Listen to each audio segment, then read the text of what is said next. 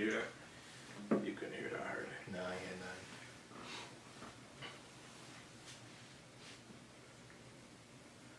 What'd you hear? Some static. Oh. It's all good, guys. Are you good? Okay.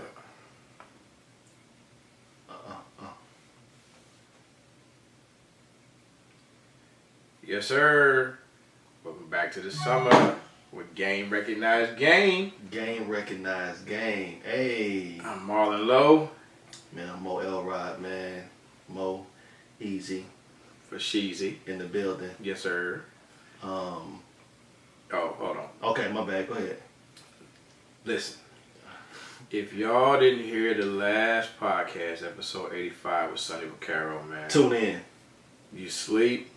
You ain't trying. You sleep when we telling everybody to stay woke. You sleep while we telling everybody to stay woke, because he dropped so many jewels about the game and how. To be honest with you, my thing was like this: if you're a summer coach or a college coach, okay, and you want somebody, a parent, to have trust in you, you should let them hear that podcast. Why is that? Because he talks about, listen. These kids need somebody to help them through through this situation, to navigate these waters. Yes, you know what I'm saying, everybody else is benefiting off your kid. He, not one point in time did he talk about grassroots. See, what they gotta understand, they always throw everything at grassroots basketball and make us look like the bad guys. When in all actuality, we the ones that's trying to help. And they're benefiting off the kids. Who is they? They, the NCAA, the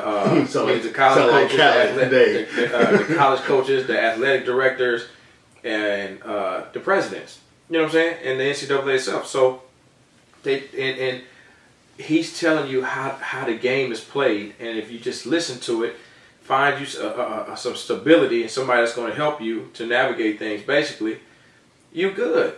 And even if you ain't a professional athlete, there's so many ways that you can still get something out of it. Yeah. Is there a way for a kid, family, to go through this process and someone not benefiting off of them? Absolutely. Really? Absolutely. There's plenty of ways to go through this and somebody not benefit off of it. I mean, Really? No. I'm talking about as far as like the grassroots coaches and things of that nature, but Oh no, I'm talking about just in general. Nah. Somebody gonna get you. You selling your soul. You know what I'm saying? When you basically, no disrespect, when you decide to go with the when you decide to go to college, because they're not, they're benefiting off of you, off of your child. Right. And that's why you need to listen to that podcast so you can understand what can you do to make sure that your child is taken care of. Right. That's what I'm saying. Like it's nobody that's gonna go through this process that will be unscathed. Nah. Right. So everybody's gonna get that licking. Yeah, absolutely. And so you got to go, going into it, you have to know that, and to your point, knowing how to navigate through the waters, talking to people that have been through it before. Because again, I mean, it's not going to be the same way, for one kid A, it's not going to be the same for kid B. Nah. Or kid C. No. But if you have enough information, once you see some elements between what you heard about what happened with this kid or this particular situation, it just helps you, navigate. I always say this, even like I look at like First 48 and look at the cop stories and all that. And like when you see them able to pinpoint and figure out, it's because they've seen this shit a million times. Right. They know they've seen you before. They know exactly what you look like. Yeah. You know what I'm saying? So they're able to make those type of true acquisitions in some sense, where like I've seen it before. I know Marlon. I've seen 50 Marlons. Right. You know what I'm saying? Right.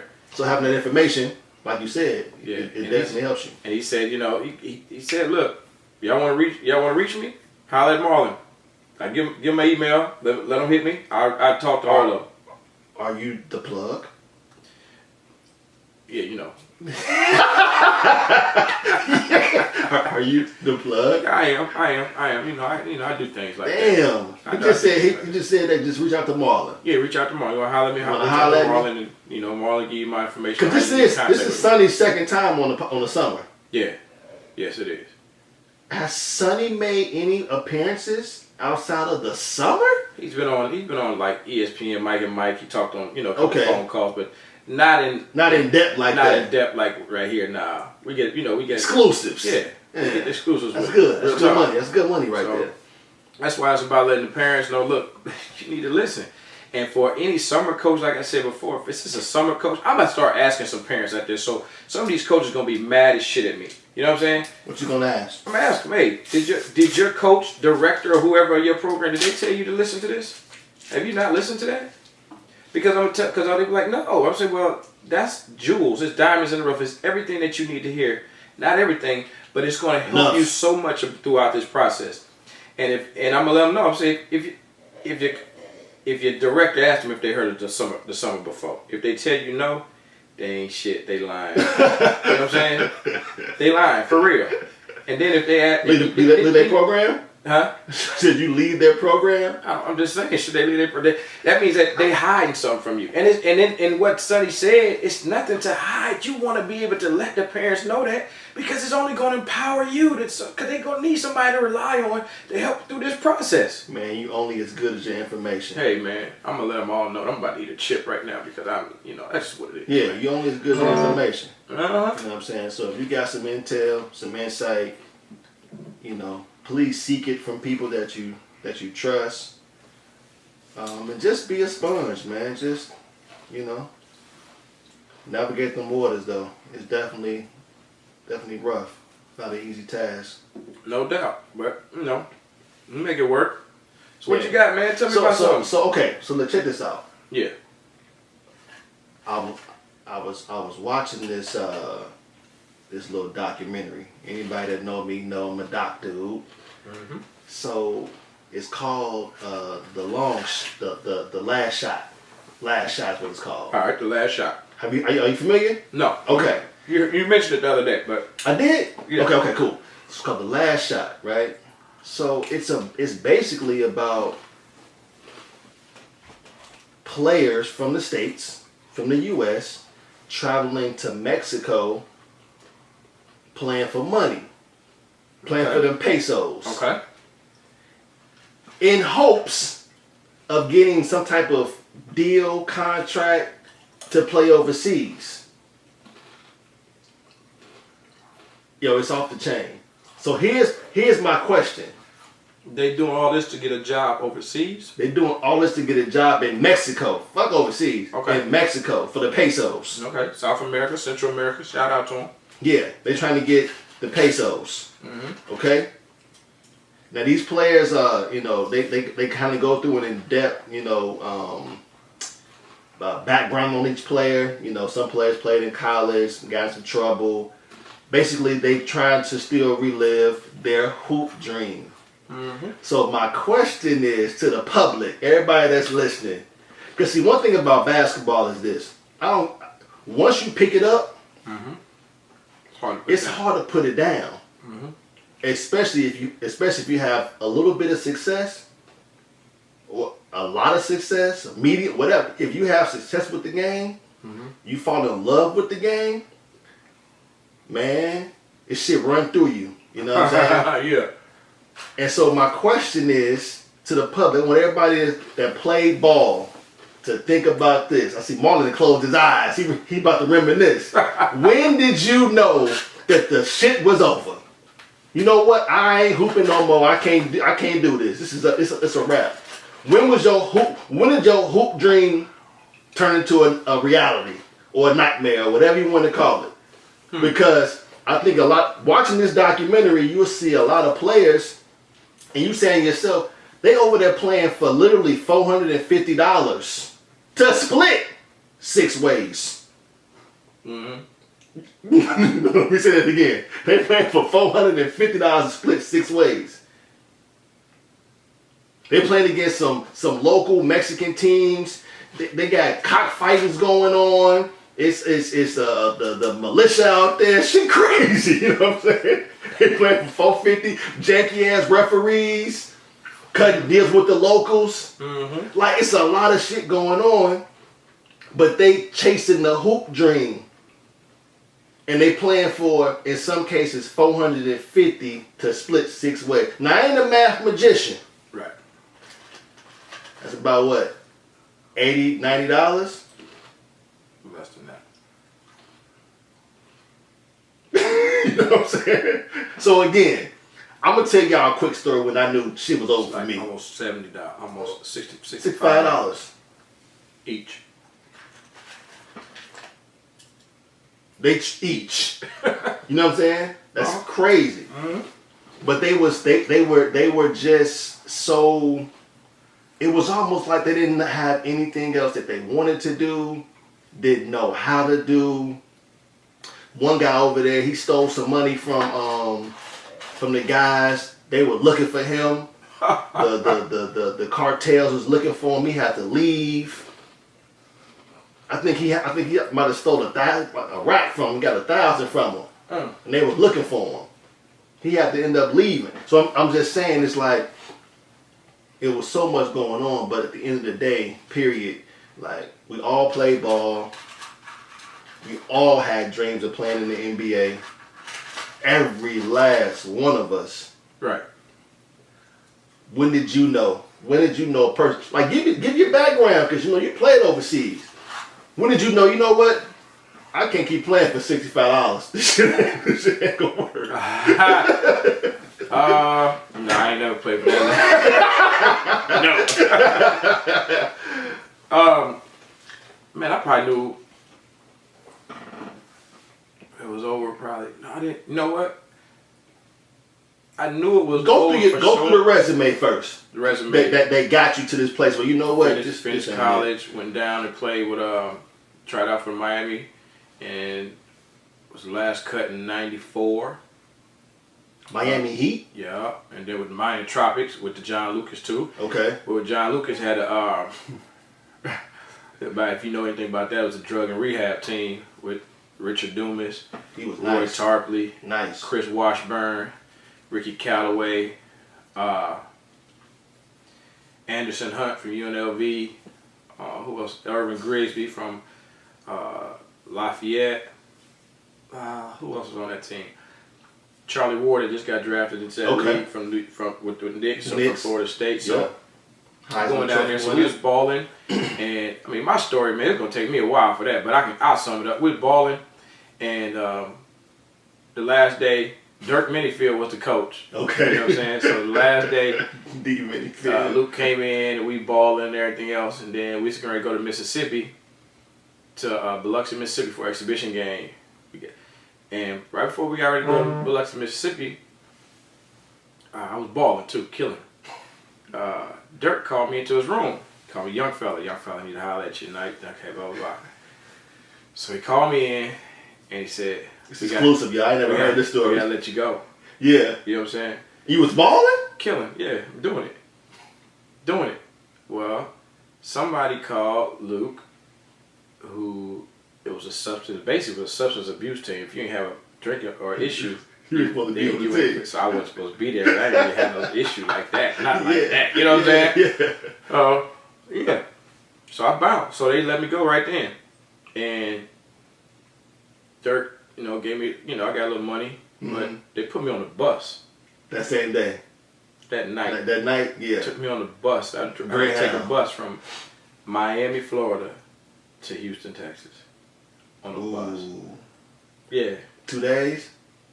Man, I don't even remember. Yeah. Because I was so out of it. I was throwed. So anyway, I got back to Houston, man, and I had no family here. None. Zero. Zilch, nada. Yeah. You know what I'm saying? Just my partners. So I stayed with my partners, man.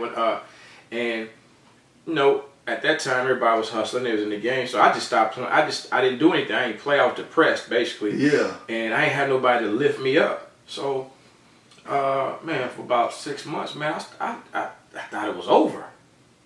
Then I walked. You know how it always happens, man. I was walking by a window one day by glass, and I walked by and said, "Whoa! What was in there?" Me. You're like, who is that? You blew up? Yeah. Who is that? What happened? This is not more than low. You know what I'm saying? So you put some weight on. Yeah, it wasn't heavyweight. Hold on. So when you got back, so you on this bus, you struggling. Yeah. Getting back. Mentally. At this time, struggling. You ain't got no cell phone, right? Nope. No cell phone, so you ain't getting no Instagram or Twitter. You just in your thoughts. Yeah. Still writing letters. 2 days. You in your thoughts for 2 days on this bus. Writing letters. Writing letters and shit. Trying to get some stamps in between these states. Yeah. Okay, so you get back to the crib, get back to the H. Yep. And did you stop hooping? Stopped hooping. I was just done. I was 6 months. I didn't get it. Cause I was that's why it's so easy for me to understand how things go a lot of times in the NBA now. And even with college, but especially in the NBA. I didn't get it. I was the best dude. I was like doing it. My college coach had 2 sons that played in the league. You know what I'm saying? Yeah.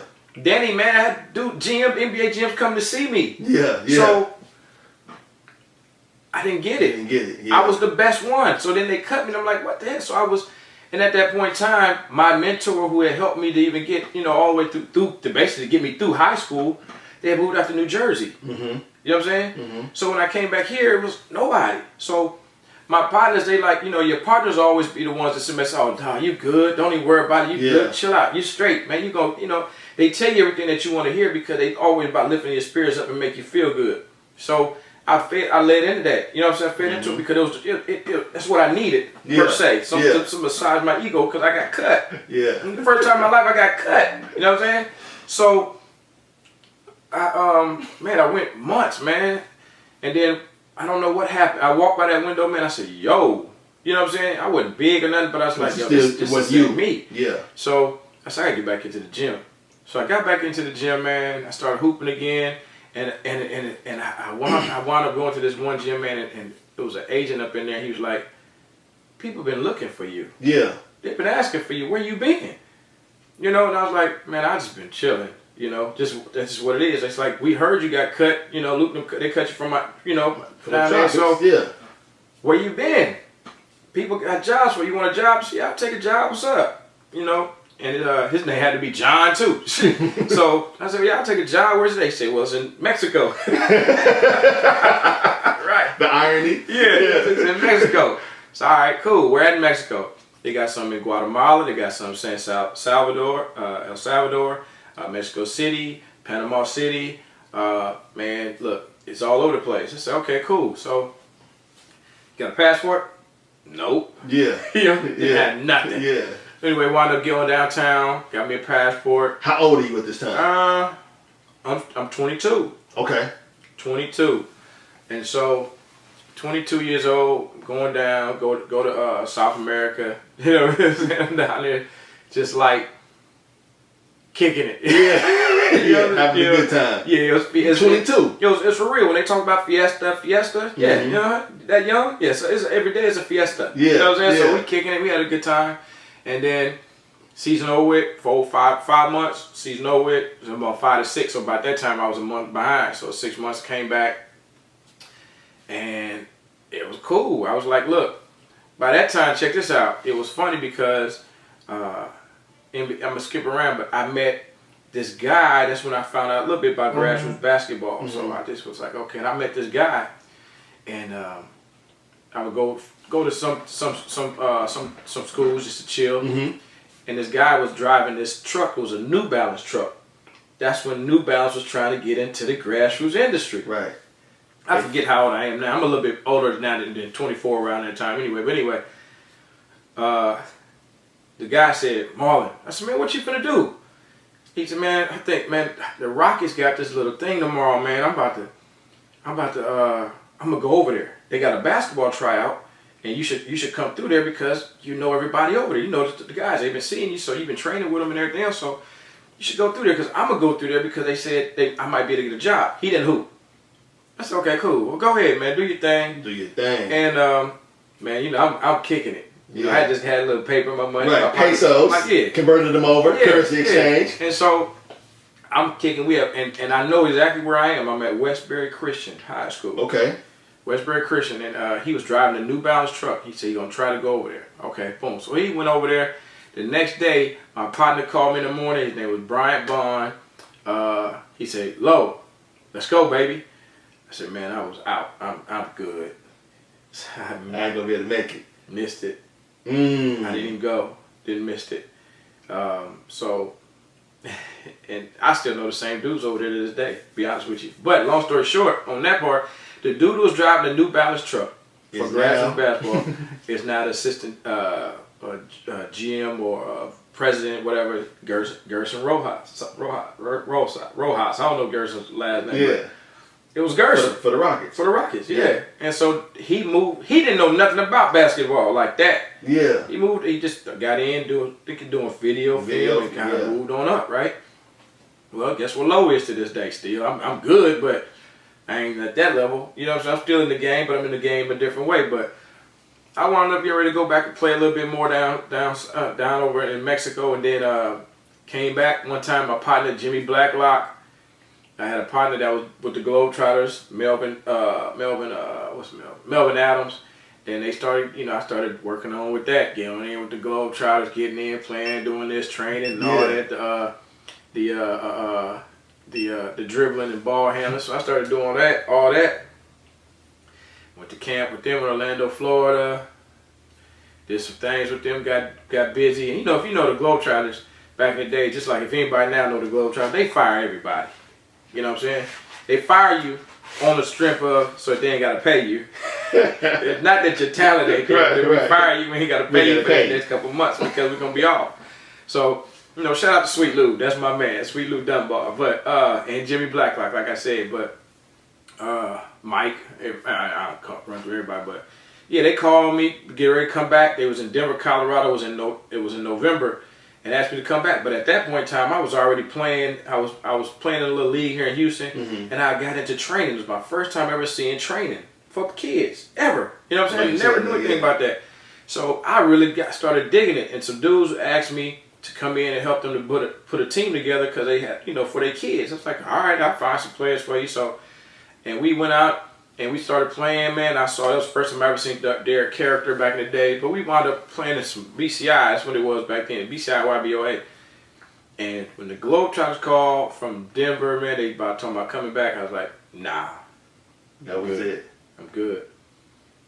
You know what I'm saying? So you found your love in training and being around the kids. Yeah. And it was like, you know what? I don't need to hoop no more. Nah. I gave it up. Now, how old are you at that time? Probably about 26, maybe. 26.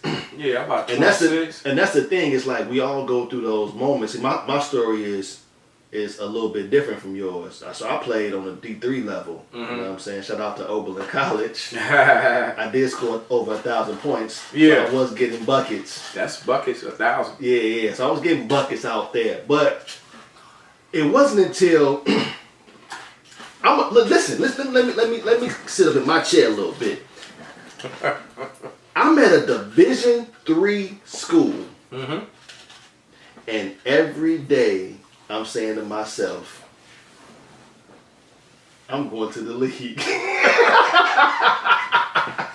what I'm saying. So them hoop dreams is real. Like I was sold on being an NBA player. You know what I'm saying? I grew up in Chicago.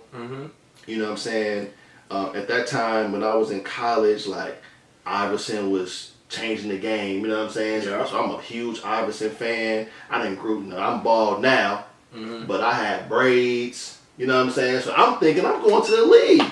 Got my first tattoo after my freshman year. I think I'm going to the league. So it wasn't until, and I had some really good seasons. Our team wasn't really good at all. So it wasn't like we was running through the D3 circuit and I'm putting up crazy numbers. I averaged over 10 points a game every year. You know what I'm saying? To get my 1,000, but there was no way in my mind I should have been thinking that I'm going to the NBA.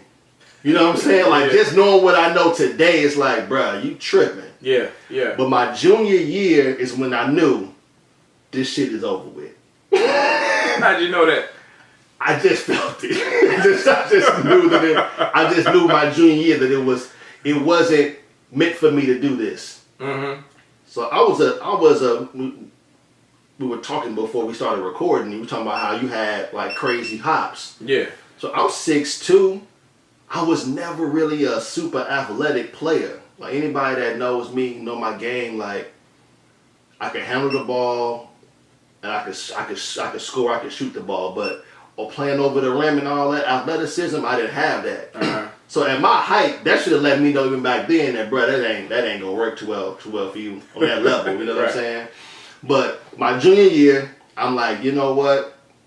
I still want to stay in the game though. That's the thing right there, player. You still want to stay in the game. Mm-hmm. So what happened was it was a crew of people from Chicago that went to my school, and a few years prior to me getting there, this guy named Dave Bender, like I owe him a lot. You know what I'm saying? Just as a mentor, just as looking out for me. Mm-hmm. But he was working at AN1. Mm-hmm. And at this time, I was in school from 90. I was finishing high school in 97, you know what I'm saying? So 98, 99, 2000. So this is when the mixtape era is incredible. Hot. So we going to champs and foot action. We trying to get the VHS tapes and all that. So I was in that, you know what I'm saying? Like I was enamored by those 5, 6, 7 minute VHS tapes. Mm-hmm. So again, he's working there. He from the shop too. He from Chicago. I started hitting this dude up, bruh. I was hitting him up. I called his dad. I'm emailing. You know what I'm saying? I'm calling the office. You called him for what purpose? There was a study away program in Philadelphia. It was called a Philadelphia Center. Mm-hmm. And after I finished playing, I was going to spend another year to do that. So I can get this internship, go to Philly, get my credits, I'll still be able to play ball, and finish my last, semester or whatever in Philadelphia. Right.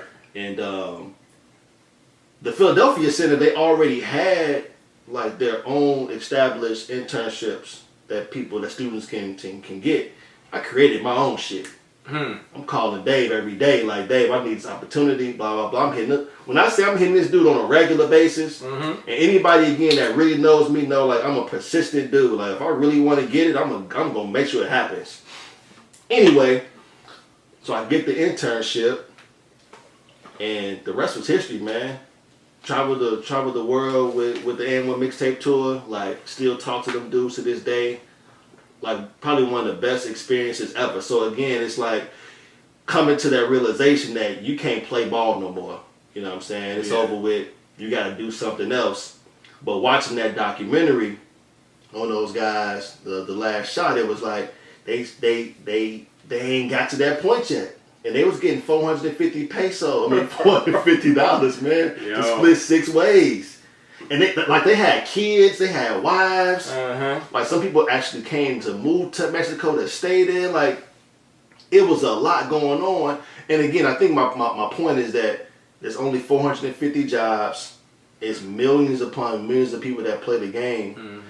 Not saying that not to be a dream killer and say, don't chase it. But you gotta have something else that you want to do too. You know what I'm saying? Yeah. That's because you gotta have somebody in your corner that helps you to understand and navigate the waters. Yeah. Understand. Yeah. Look, man, you gotta prepare for this after this, or if this didn't happen. Too many times we put everything all into one basket, put all eggs in one basket because we think we just that nice. You know what I'm saying? When there's other people that's nice nicer like that too. Right. I rarely ran across anybody that was as nice as me, or was really better than me. Just like heads down. The dude almost made me spit my water out. I'm just keeping it 2,000. I never really ran across anybody that was just better than me. I was really good. You was really like that? Yeah, I was really good. Damn. Really good. You know what I'm saying? And so I just didn't. It was I didn't have the people in my corner after my mentor who left moved back to New Jersey from Houston. So I didn't have anybody, and so. I didn't understand the game then like I know it now. You know and to your point, I think you mentioned this on a previous podcast, just like having a support system. Yeah. People that to this day, I played at Oberlin, again, D3, but I played for Sat Sellinger, dad of Jared Sellinger who played in the league, and he has 2 other boys. I hit him up all the time. You know what I'm saying? Just for advice. Because, again, you don't get that old, don't know what's going on. You know what I'm saying? Yeah. I got my own son that I'm raising, and we're going through our own navigation of this basketball world. And you got to be able to lean on people and have a support system. You know, picking the right schools, you know, having the right, you know, people got trainers now, having the right trainers. Because you can be in the gym, this part probably kid me, I'm kind of digressing a little bit, but you can be in the gym for 5 hours working on the wrong shit.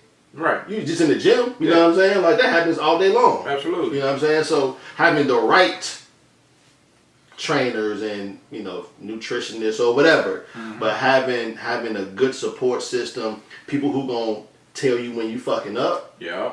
People who gonna tell you when you doing well. You know what I'm saying? Like, not having yes men around you. Cause that can be your downfall. Yeah. In life, period. You know what I mean? Not even just about basketball, but just in general. If you don't have nobody that can tell you, like, no, you really ain't, this ain't it. But having a support system definitely is crucial. And having somebody in your corner. Yeah. Because who knows what would have happened if you would have stayed on that team and they didn't cut you. Or if D Minifield would have said, Lo, we gotta cut you, but I got something else for you. No doubt. You know what I'm saying? No doubt. We done figured something else out for you. This team is really about drugs and alcohol abuse. You ain't got them issues, but you can ball. You was killing. We got the opportunity for you out in, you know, Tallahassee or Georgia. You know what I'm saying? Yeah. So now you taking that bus to go there instead of coming to Houston and spending the next 6 months becoming a fat boy. You know what I'm saying? Yeah. So that's the butterfly effect. Well, that was my dream, man. Yeah. See, my thing is like this. I got a hell of a story. I've never really talked to anybody about it. I ain't really been interviewed like that. I ain't really take too long, but see, I tell people real quick, man. That's why I'm so adamant on telling people, stop putting these kids in this situation where you're trying to hype and blow them up too early. Man, I'm so adamant about that because I done been there. This shit happened to me. You know what I'm saying? All this, and you know, make sure you stay in these kids' lives. Put them in the right situation. Talk to them. Let them know when they don't let them blow their heads up too quick. You know what I'm saying? Because you're handicapping them. Man, I mean, think about, man. I can sit back and say, listen.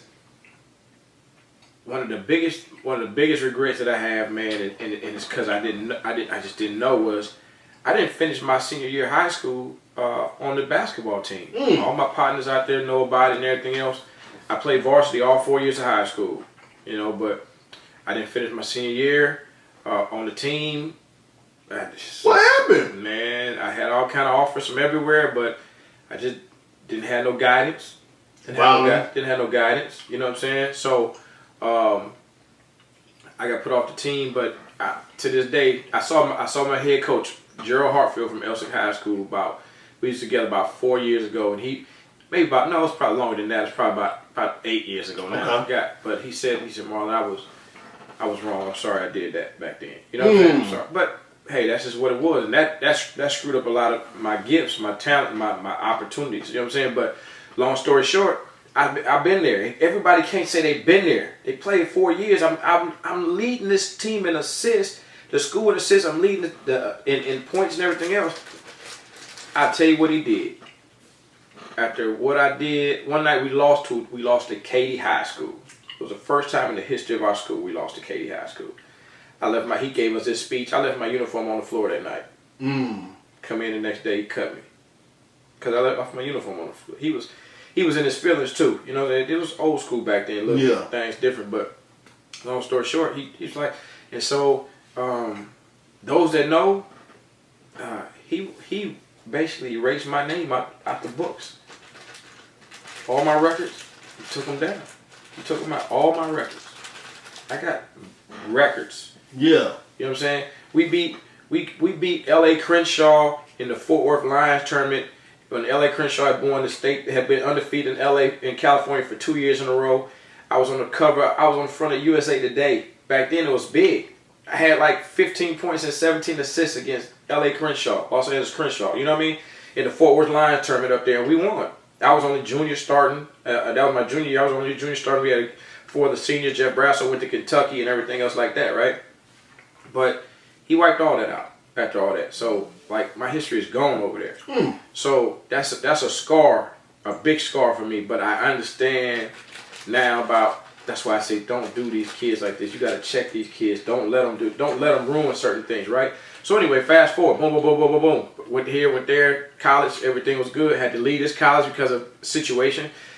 Wound up going to another college and I stayed there. I led the country in assists. Finished third in the country in assists 1 year. Finished first in 1 year, and then, lo and behold, my senior year, I say everybody was coming to see me play.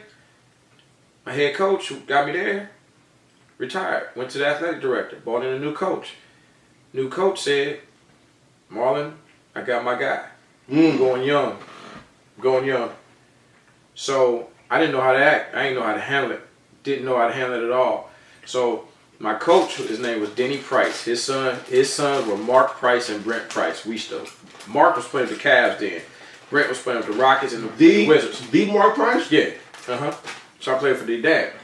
So then, and he played, he's coached with the Phoenix Suns. So he used to get all those guys to come in and watch me play.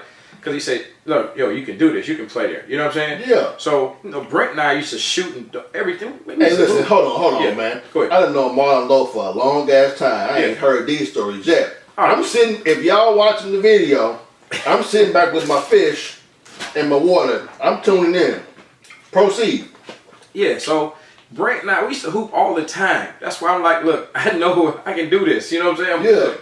So, like I said, this new coach came in and, man, he told me he was going another direction.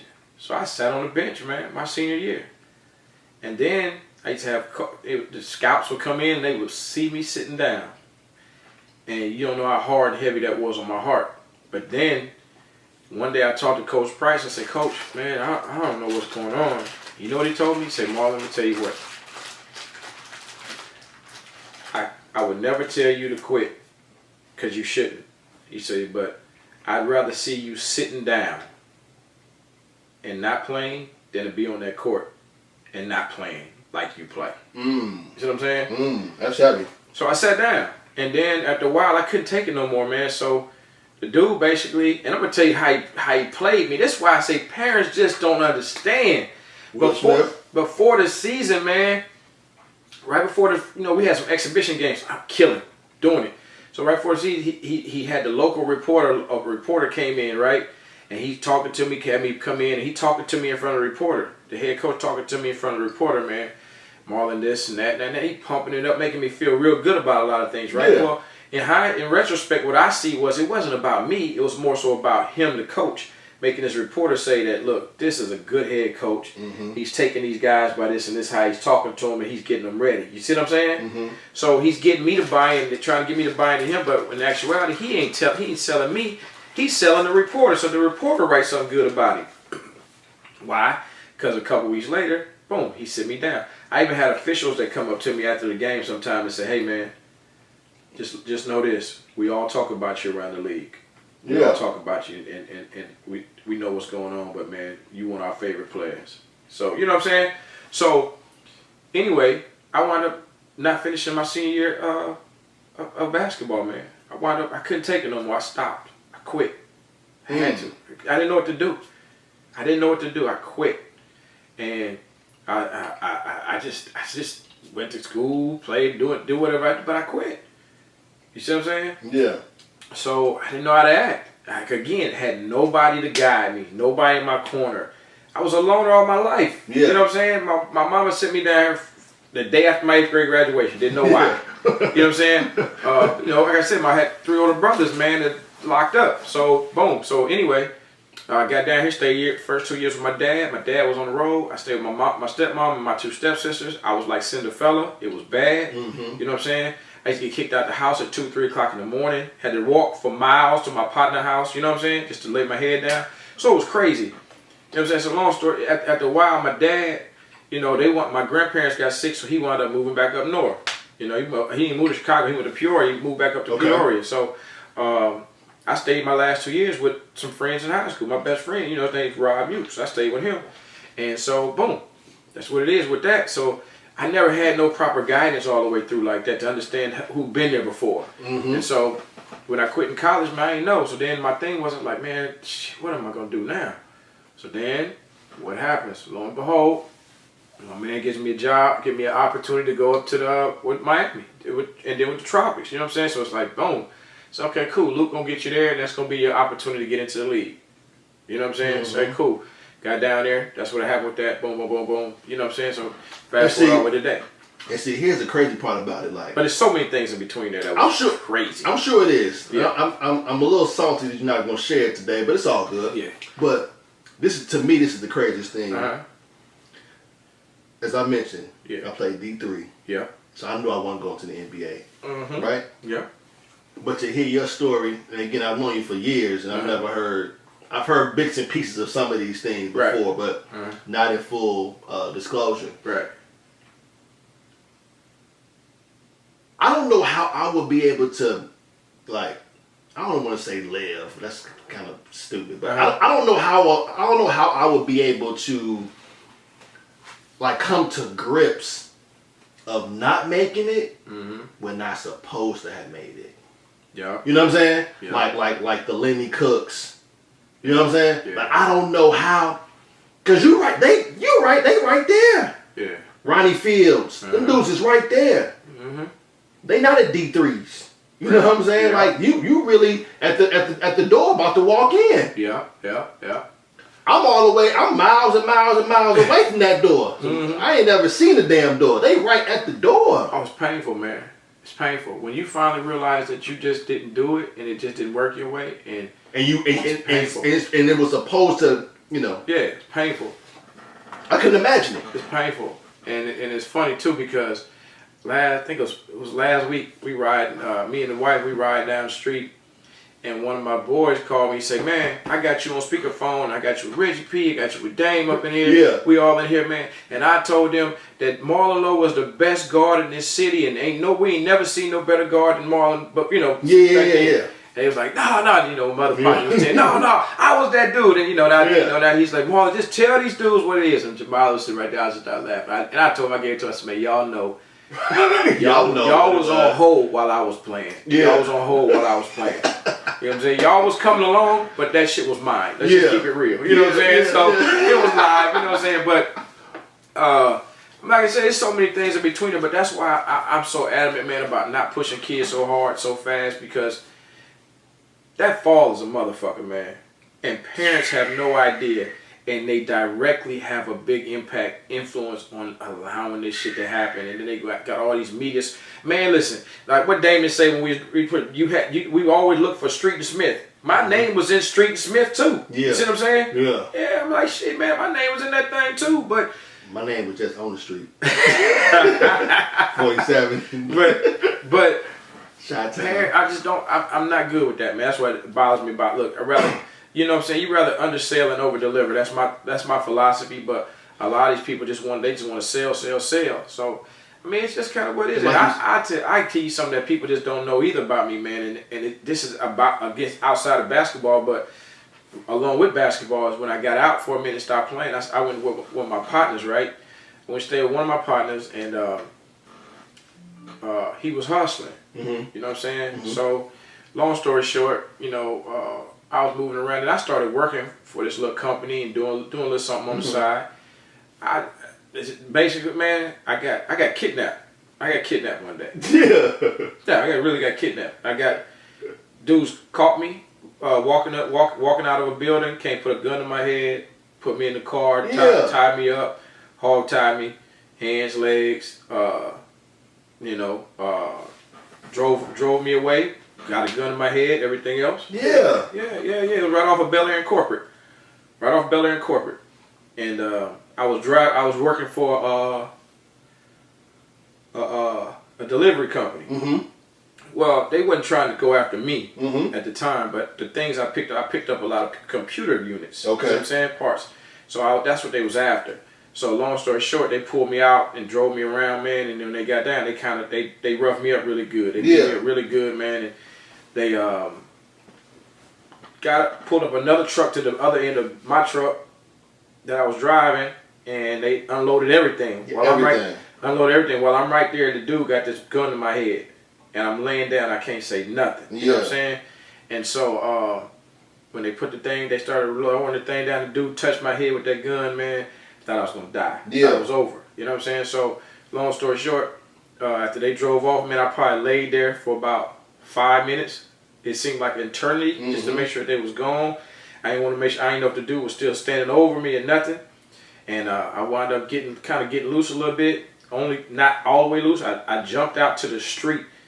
I got off the truck, fell down, jumped out to the street in the middle of Corporate, and it was on Bel Air and Corporate, but this was on Corporate, and I forget the side street right there. But man, I fell out in the street, man. Somebody came and got me, man, and they untied me. Police came and everything else, man. But probably one of the scariest days of my life. And on top of that, I had to go to therapy for a while. I'm still in my early 20s. You know what I'm saying? I had to go to therapy for a while. And when I tell you that about a scar on somebody, oh, it's fucked up. Scarred. I was scarred. I could be walking out of a grocery store, and if anybody walked between a car, I'm fucked for the rest of the day. Yeah. I'm done. Yeah. Startled the hell out of me. You know what I'm saying? So I'm gone for the rest of the day. And so that happened. You know, man, it's just a lot of things, man. People, you know, you don't share your story with people because it just sometimes things don't just come up. But that's a fact. That's a reality, man. And it was tough, man. It was tough, really tough. You know. There's one thing you mentioned. You talked about that fall being a motherfucker. Yeah. And like when I fell, I just rolled over and landed in there and won. My fall was light. Yeah. You know what I'm saying? Because see, I feel the exact same way about, and I don't even want to call it overhyping. You know what I'm saying? I just call it just doing too much. You know what I'm saying? When you're in 5th, 6th, 7th, and 8th grade. I mean, even into high school, you can still overdo it. But I'm really into not when they like babies. You know what I'm saying? Yeah. Like let them enjoy the game. Yeah. You know, let them have fun because, like you said, you putting all this pressure on them. Yeah. And every kid ain't about that. You know what I'm saying? Like some kids just want to hoop. You know, they don't want to be in every news article or on every highlight tape. You want it. You want it. You know what I'm saying? And because you want it, then the kid feel like, okay, I guess I want it too. Now knowing that this shit changed every year, man. This basketball is a mug. Man, it's crazy. You know what I'm saying? As far as who's up, who's down, you know, who's hot, who's not. You know, it changes. It changed like the weather. Yeah. And before you know it, you know, you was once hot, and now you ain't no more. Yeah. And like you said, how do you deal with that? It's tough. You know what I'm saying? Yeah. Especially when you've been risen to the highest level, and before you know it, boom, it come crashing down. Yeah. You know, how do you recover from that? A lot of kids ain't mentally prepared to recover from it. Like you said, you still dealing with some things that happened to you in your 20s. Yeah, yeah. You're a grown-ass man. Like, you know what I'm saying? So I already know for a 13, 14-year-old kid, because you got to have adversity in life, period. You know, if you don't have any adversities, you know, you're going to really struggle when that first one hit. And that first one might be you going from being hot to not. Man, that might be your very first struggle. Man, one thing that gets me is the fact that we need to teach kids how to have a trade. It was something they can fall back on. That's not, I ain't gonna say fall back on. Have basketball as it's your goal and agenda, but this is right next to it. You know what I'm saying? Right next to it. You know that you were successful in this even without basketball. Yes. You know what I'm saying? We don't have that. Not at all. We don't have that. We need to have these kids understand that, look, regardless if basketball don't happen, you are already successful at this, and you know that this is what you're going to do, and this is what you're great at, and we're going to build an avenue for this as well. We don't do that, man, and that's why that fall is so hard when the kids don't make it, man. But I gotta you know, I don't want to call it a story, but I got like a way in which that could be, you know, resolved or solved or at least looked into. So here's the thing. Mm-hmm. Kids go to school every day. They study the same history, geometry, all that, right? Uh-huh. No knock to education, because I think obviously we college grads and all that. So obviously I think it's important. School is definitely important. So I would never say school's not important. Right. However, right? Uh-huh. Things I learned. I got a major in econ. Mm-hmm. You know what I'm saying? So it was the closest thing to business that I could actually get at a liberal arts school. I don't use calculus at all. Right. You know what I'm saying? And that's a part of econ. Yeah, I don't use any of that.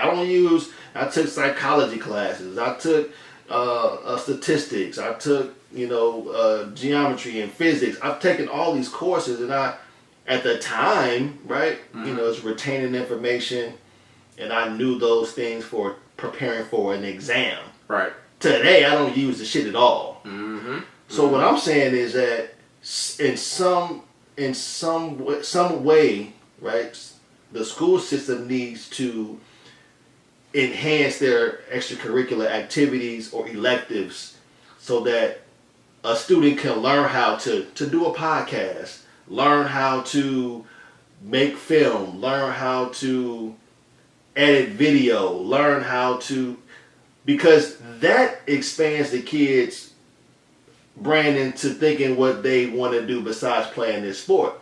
Because playing this sport is fun as hell. Right. Pre-cal and calculus ain't really that much fun. Right. So that's why I really want to hoop all day. But if you're giving me a chance to do something else, being exposed to something else, right, on a daily basis, because we're only as good as our information and what we're exposed to. Right. You know what I'm saying? So if your child is never exposed to anything, like I tell this all the time. Like I want to make film, want to make movies. Well, shit, if I was doing screenwriting classes when I was a 9th grader, shit, I'd be in Hollywood right now. You know what I'm saying? Right. Because again, you just getting, even if it's a taste. Mm-hmm. You know what I'm saying? If it's just a little bit. Right. You know what I mean? So I think that's also important too. But with that being said, I get it. But like even when I was in high school, I had wood shop and stuff like that, and I built things in there. But I never took that serious because I didn't know. Nobody talked to me. The opportunity was there. Yeah.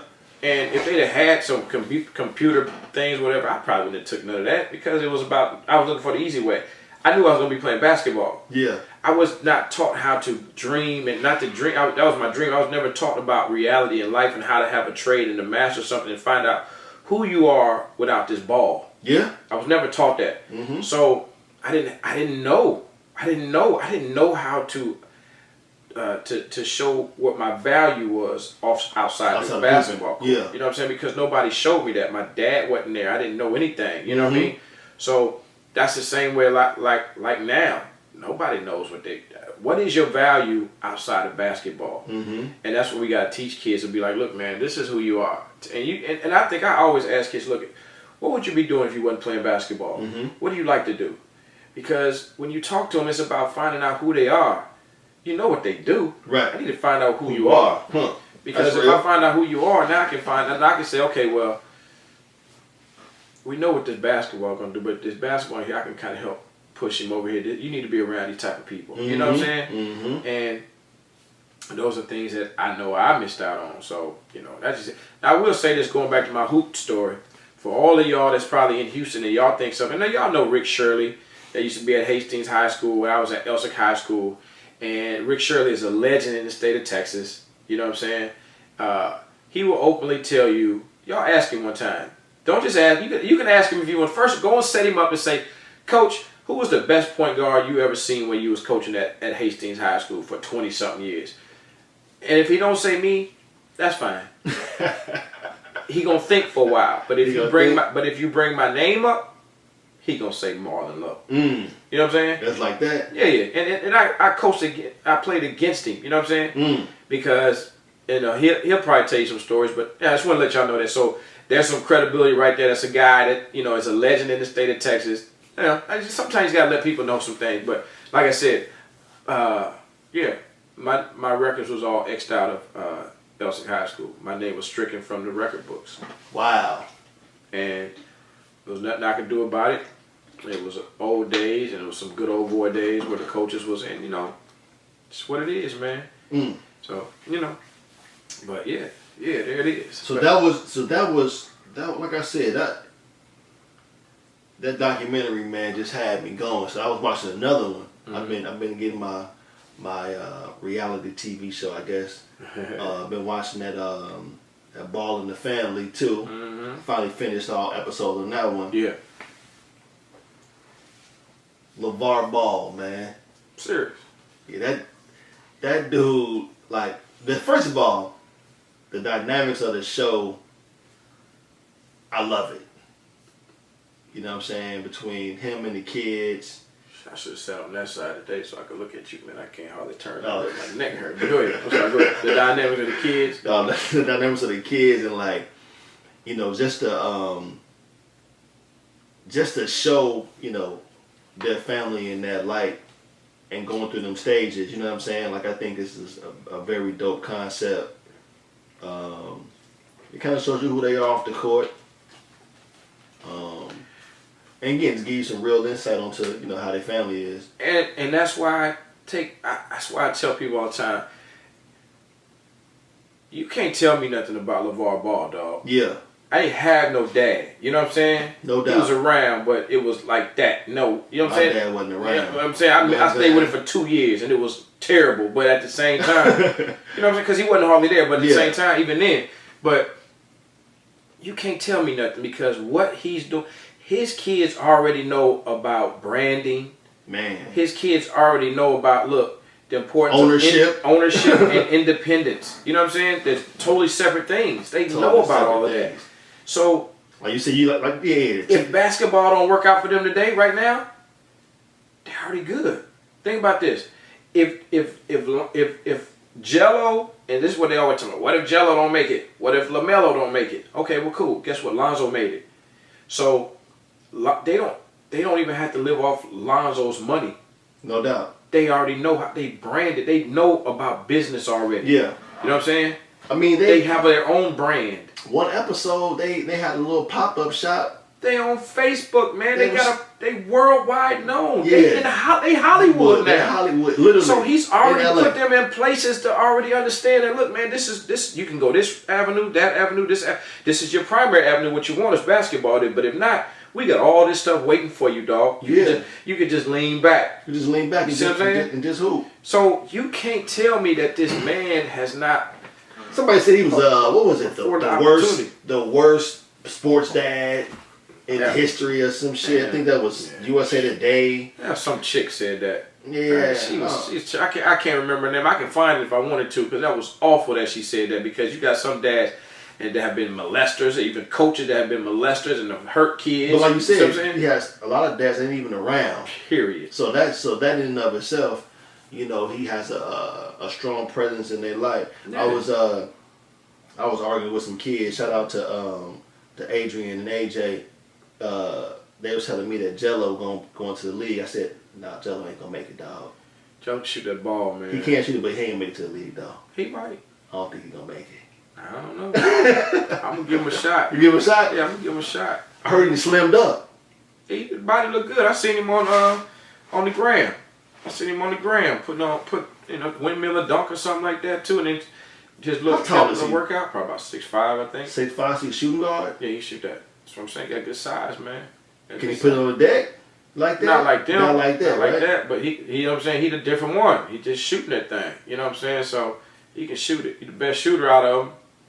Everybody like LaMelo, but nah, Jello. Jello. Yeah. What's Jello's real name? Isn't it Giangelo? Something like that. Jello. Oh no.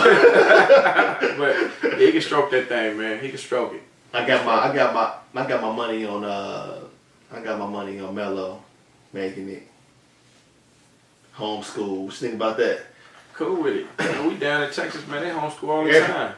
All day, every day. So I don't know why there was like a big. That sit back. It ain't nothing new when they say, "Oh, I'm homeschool." Oh, okay, cool. So what you just go right over your head. You just soak that in. Just know who it is. But man, hey, man, we down. They homeschool all the time. When they figure out right there, they hating on LeVar for homeschooling his kids. You know what I told him? I He said, can't do nothing. Man, look. Man, He damn if he do, he damn if he don't. Man, homeschool is the best thing that can happen for some kids. I wish that I was in a situation where I could homeschool my kids. Sure do. So I could be around them more during the day, so they can read more books. So I could take them to more, while everybody else is in school, I could take them to some studios, take them to get some certain classes out, teach them more things about basketball. Because most of the time when they get out of school, all they see is basketball, basketball, basketball. So I would love to be able to take them out. I would love to be able to take them around. And I'd be able to be in the gym with them every day, whenever I want to be. So can't tell me about the advantage of them. And guess what? Yes, I believe in Jesus. I believe in God. So yes, I'm eligible.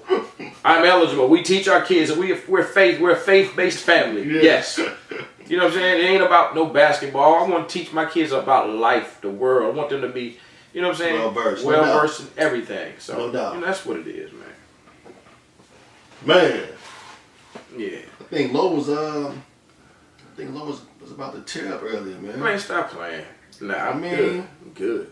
I'm gonna never tear up, man. I'm straight. My family, you know what, man?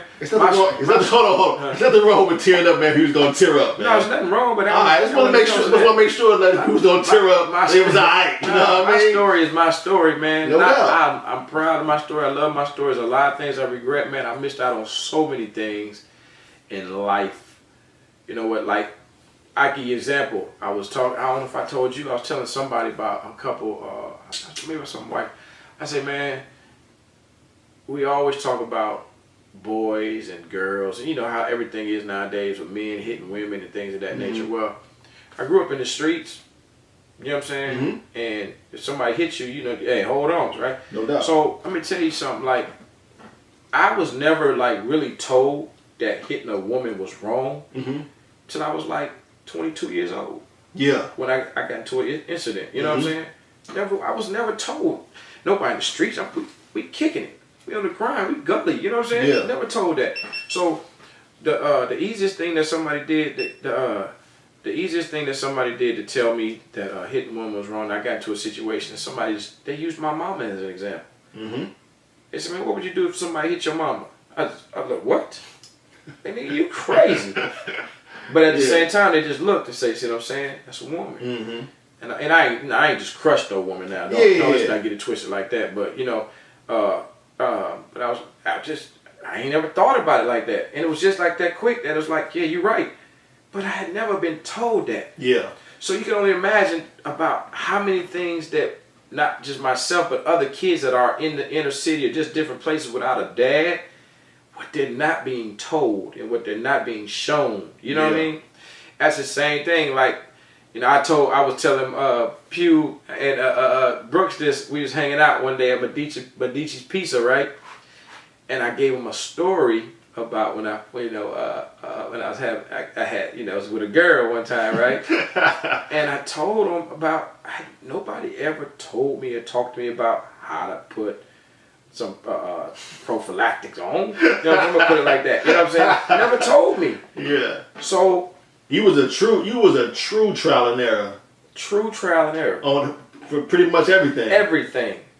See, my mom definitely, you know what I'm saying? My mom was the one that was kind of guiding me. I was scared of my mom. My mom 5'1".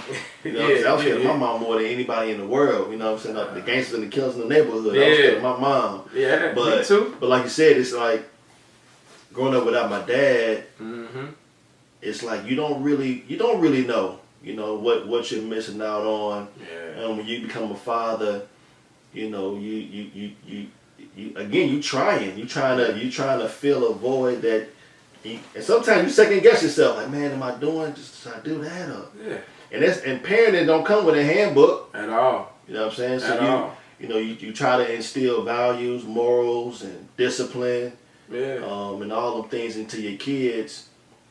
Because like you said, you didn't get it, and my mom 5'1", and she's a woman, so she's not gonna be able to teach me manly things. Right. You know what I'm saying? Yeah. Just not even possible to be able to do that. Man, so all you know most of the time, for me, all I knew was something just ain't right. That's what made me feel like I need to do something different. It's because it just didn't feel right to me. Mm-hmm. Or somebody said something to me after the fact because they knew that I needed to hear it. Mm-hmm. That's the only time I knew something wasn't right. You know what I mean? So it's like, if it didn't feel right, I mean, I didn't know. You know, so it's like, that's how I knew that like, you be in certain relationships when you're young and you're doing certain things when you're in your early 20s, early 20s, and, you know, it just like, she might do something, she cool, but you like, that ain't right. Yeah. You know what I'm saying? And then you'd be like, I don't want to be a part of that right there. I'm not good with that. I need to go do something different. Yeah, yeah. So you bounce, you know what I'm saying? Because you just, think about it. I left my mom, you know what I'm saying? And see, a story about this, I was with my mom my whole life, but when I kept my first time coming to Texas, my second time coming to Texas, I was getting ready to go to the fifth grade, right? And I came down here to hang out with my dad for the summertime, 2.5 months. So I was going to go to 5th grade, and my mom got hit by a drunk driver. You know what I'm saying? And she wasn't here; she was still up north. And so she was in Peoria, so she got hit by a drunk driver in Peoria. And when I got back, she was in the hospital. I walked in. They didn't tell me till I got back. Like you told me the story. So when I walked in, my mom. It took 2.5. It took like 5 years for my mom to learn how to walk again. Yeah. You know what I mean? Like to this day, she don't have a kneecap on one of her legs. So she was in the hospital for damn near a year. Damn. She was in a wheelchair for all the other years until she learned, but she's in the hospital for over a year. And what I had to do was I had to go stay with some friends, her friends. Mm-hmm. So while I'm with her friends, they ain't got no dad around the crib either. You just so I'm doing you. And yeah, we just kicking it. I'm staying out all night. I mean, to the point where like nobody ever taught me really how. Yo, you need to take a shower every night, dog. Yeah. You need to take a bath every night. I wasn't being clean like that. Yeah, yeah. You know what I'm saying? You remember walking to the school when you bend your elbow and you look at your elbow and you see something, you lick your fingers and like you rub it off. Like, damn, that's dirt. You just start licking your fingers. You clean it. I'm cleaning myself like a dog. You know what I'm saying? Licking myself and cleaning up because I don't know. Yeah. And so it's just crazy, man. So I stayed with them for 2 years, and then when she got out of the hospital, I went back. We was able to move back with my mom when I was going into the 7th grade, maybe 8th, something like this. Going 7th grade, and so that's kind of it was just weird, man. There's so many, and like in them years, you talk about a young fella in the streets and not knowing what's what, and putting myself in certain situations and getting caught up. Yeah. You know what I'm saying? Like if everything was trial and error, I'm thankful to be where I am, man. Like I said, that's the reason why she sent me the day after my 8th grade graduation. My older brothers, man, I got 3 older brothers that was locked up, man. You know what I'm saying? My oldest brother finished 23 years in the military. My other 3 in the middle, shit. You know what I'm saying? So bottom line is like, look, I'll be the first one to say, dog, trial and error is a motherfucker. And if you don't have to have these kids do that, man, we don't need to do that. It's too many errors that can come out of that. But we go into details another day. I can't tell you about this podcast, maybe about these things that used to go down and be popping, man. But I tell you this though, so that everybody understands, when it comes down to teaching your kids about intercourse, sexual intercourse, and things of that nature, when they get to that age, you gotta talk to them. You gotta have that talk, man. Oh, you better. Not just that, but you gotta show them, because like I said, I'm just gonna put it out there, man. I'm gonna put it out there. Wait a minute. You gotta show them. What you mean, man? Back that up. I'm gonna put it out there. You gotta have what's this called? It's a prop. You gotta have props and stuff. Okay. You gotta be able to show them. You know what I'm saying? What show them with props. Yeah, show them. Not props. show them with the actual act. Yeah, close the door. Lock the door. Crack the door. Yeah, because I give you this story. I give you this story. Oh my God. I give you this story as a wind down. When I moved down here from right. I used to kick with some partners and everything else. I found some friends. We kicked it, and so we used to go by this girl house. I stayed off of it's over Spice Lane and Cinnamon Lane over in A-Leaf, right? So we used to go by this girl's house. It was Steinwood at the time. I don't know what they call it now. And all day long we'd be kicking it over in the apartments, right? And so it was this chick. I don't want to say her name. Started with a V. So I used to never rap with her. Almost. I never used to rap with her, but she used to go with this dude, and his name was Brian, and he was a big buff dude. I'm like, yo, Triple OG. what? Like that? And he was way older too. You know what I'm saying? I'm like, okay, cool. So one night, and this is when people used to talk on the phone. So one night, we on the phone, we talking, you know, I ain't never even told my wife this story. You know what I'm saying? One night we on the phone, she just having a, I'm leaving one day, she said, what's your phone number? Huh? What? What's your phone number? I just said, I can't remember what it is about real at all. Okay, I'm gonna call you, okay, cool. It's like, damn, V say she gonna call me. She fine a mug too. Okay, cool. So you didn't forget about Triple OG.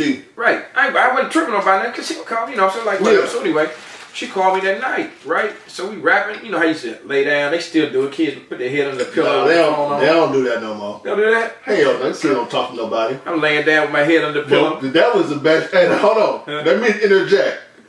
Them late night conversations for 2-3 hours, the best shit in the world. The best in the world. Yeah. So I'm laying down. I'm laying down, head under the pillows, talking and rapping, right? And she like, yo, you want me to come by? I said, what you mean? Do you all, huh? I said, what you mean? So I'm 14 at the time. 14, right? And so I say, shoot, how you? She say, come through the window. All right, bet. So, fast to talk about today. She put me on game about going through the window. Yeah. At 14. Trial and error.